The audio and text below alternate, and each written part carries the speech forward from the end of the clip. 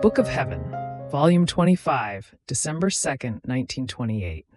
The Eucharistic Tabernacle and the Tabernacle of the Divine Will. The privations of Jesus become longer, and as I see myself without him, I do nothing but long for heaven.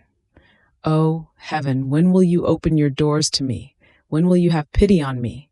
When will you retrieve the little exiled one into her fatherland? Ah, yes, only there I will no longer miss my Jesus. Here, if he makes himself seen, while one thinks one possesses him, he escapes like lightning, and one has to go a long way without him. And without Jesus, all things convert into sorrow. Even the very holy things, the prayers, the sacraments, are martyrdoms without him. So I thought to myself, what is the use of Jesus permitting my coming near his tabernacle of love for us to remain in mute silence? Rather, it seems to me that he has hidden more, that he no longer gives me his lessons on the divine fiat. It seemed to me that he had his pulpit in the depth of my interior and had always something to say. And now I hear nothing but a profound silence. Only I hear within me the continuous murmuring of the sea of light of the eternal volition, which always murmurs love, adoration, glory, and embraces everything and everyone. But while I was thinking of this, my sweet Jesus made himself seen in my interior for just a little, and told me, "My daughter, courage. It is I in the depth of your soul who move the waves of the sea of light of my divine will. And I always, always murmur to snatch from my celestial Father the kingdom of my will upon earth.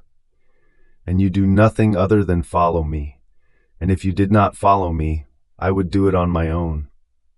But you will not do this, leaving me alone, because my fiat itself keeps you sunken within it. Ah, don't you know that you are the tabernacle of my divine will? How many works have I not done in you? How many graces have I not poured into you in order to form this tabernacle for myself? A tabernacle, I could call it, unique in the world. In fact, as for Eucharistic tabernacles, I have a good number of them. But in this tabernacle of my divine fiat, I do not feel like a prisoner. I possess the endless expanses of my will. I do not feel alone. I have one who keeps me perennial company. And now I act as a teacher, and I give you my celestial lessons. Now I do my outpourings of love and of sorrow. Now I celebrate to the point of amusing myself with you. So if I pray, if I suffer, if I cry, and if I celebrate, I am never alone. I have the little daughter of my divine will together with me. And then I have the great honor and the most beautiful conquest, which I like the most, which is a human will all sacrificed for me and as the footstool of my divine will.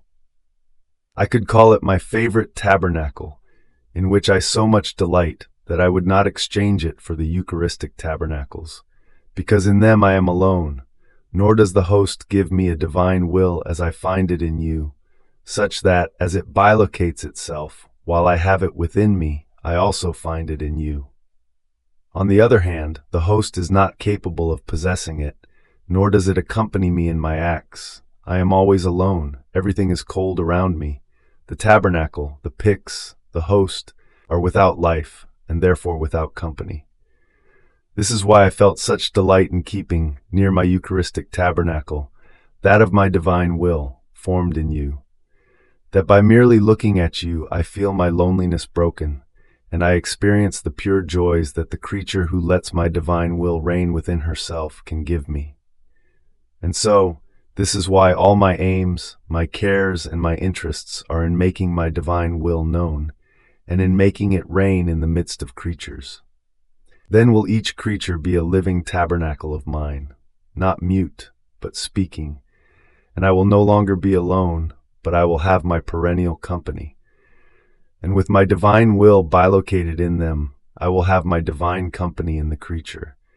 So I will have my heaven in each one of them, because the tabernacle of my divine will possesses my heaven on earth.